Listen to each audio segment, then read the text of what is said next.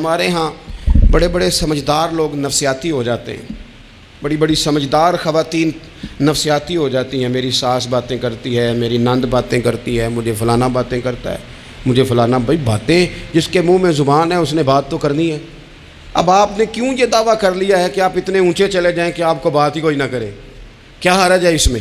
اگر کوئی آپ کو بات کر دے تو کیا ہیں ہم؟ کسی نے کر لی تو پھر کیا ہوا؟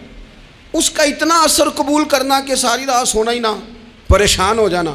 اور بعض لوگ ایسے ہیں جنہیں اتنی باتیں نہیں ہوتی جتنی انہیں ٹینشن ہوتی ہے، یعنی وہ دو بندے کونے میں کھڑے ہیں تو میری ہی بات کر رہے ہیں، اور بھائی کوئی اتنا اہم نہیں ہے، انہیں کوئی اور کام بھی ہو سکتا ہے، تیری بات ہی انہوں نے کرنی۔ بلا وجہ لوگ سمجھتے ہیں کہ میں بڑا اہم آدمی ہوں، وہاں بھی مجھ پہ تبصرہ ہو رہا ہے، یہاں بھی ہو رہا ہے۔ اس پہلو سے باہر آئیں، اس کمپلیکس سے نکل آئیں۔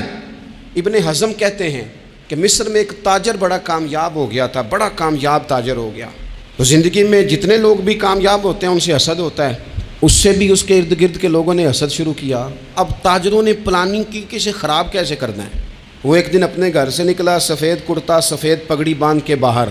اب 5-6 لوگوں نے پہلے سے منصوبہ بندی کی ہوئی تھی۔ ایک صاحب اسے ملے، کہنے لگے ماشاءاللہ آج تو سفید کرتے پر سبز امامہ، سبز پگڑی بڑی ہی اچھی لگ رہی ہے۔ تو وہ ہنس کے کہنے لگا لگتا ہے آپ سو کے اٹھ کے آئے ہیں، پگڑی تو میری سفید ہے۔ اس نے کہا چلو پگڑی تو سبز ہی ہے، باقی آپ نہیں مانتے تو آپ کی مرضی۔ وہ آگے بڑھا تو اب کیونکہ پلاننگ تھی تو ایک شخص اور ملا، اس نے کہا کیا بات ہے سفید کرتے پر آپ کا پیلے رنگ کا امامہ کیا جچتا ہے؟ اس نے کہا یار کو خدا کا خوف کر۔ ہنس کے کہا کیا ہو گیا، تیری اینک کا نمبر تو نہیں تبدیل ہونے والا ہوا؟ اور بھائی میں نے تو سفید کرتا اور سفید ہی امامہ باندھا ہے۔ اب 2-3 لوگوں کی دفعہ تو وہ مسکرایا، لیکن وہ ڈھیر سارے لوگوں نے منصوبہ بندی کی تھی۔ وہ جب چوتھے کے پاس گیا تو اس نے بھی کہا کہ کیا بات ہے سفید کرتے پر پیلے رنگ کے امامے کی؟ اس نے کہا پیلا کہاں ہے؟ اب وہ غصے ہونے لگا۔ اب وہ چھٹے کے پاس گیا تو اس نے کہا جناب کیا بات ہے سفید کرتا اور کالا امامہ؟ اب وہ غصے میں اتنا باولا ہوا کہ پہلے ہنسا پھر رویا، پھر اسے سمجھ نہ آئی کہ دکان کا تالا کس چابی سے میں نے کھولنا ہے۔ بس وہ شام ہوئی تو اس بیچارے کو بچوں نے روڑے مارنے شروع کر دیے۔ وہ اتنی تکلیف میں آ گیا کہ لوگ اسے پاگل کہنے لگے۔ کیوں؟ اس لیے کہ لوگ منصوبہ بندی، افواہ تھی نا کہ میری طبیعت خراب ہے، تو لوگوں نے حال پوچھ پوچھ کر بیمار کر دیا۔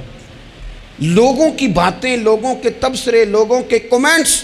بولے امام شافعی فرمانے لگے لوگوں کی باتیں پتھروں کی طرح ہوتی ہیں، یہ روڑوں کی طرح ہوتی ہیں، اگر انہیں کمر کے اوپر رکھ لو گے نا تو یہ تمہاری کمر توڑ دیں گی، اور اگر تم ان کو اپنے پیروں کے نیچے رکھ لو گے تو تمہارا قد اونچا ہو جائے گا۔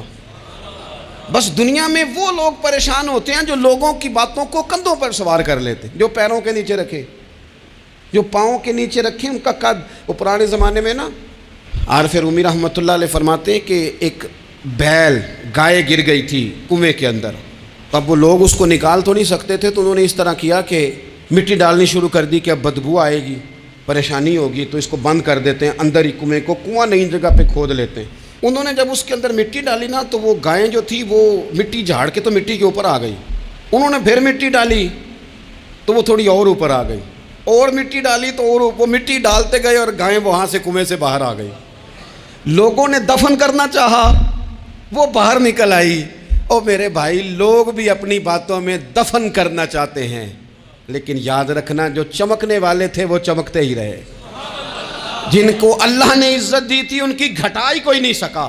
اتنی لمبی زبانیں کھول کے لوگوں نے صحابہ کے بارے میں باتیں کی، لیکن سورج چمک رہا ہے صدیق اکبر کی شان کا، عظمتیں دمک رہی ہیں فاروق اعظم کی، عروج ہے جناب فاروق اعظم کو، نگر نگر گلی گلی دنیا علی علی کرتی چلی جا رہی ہے۔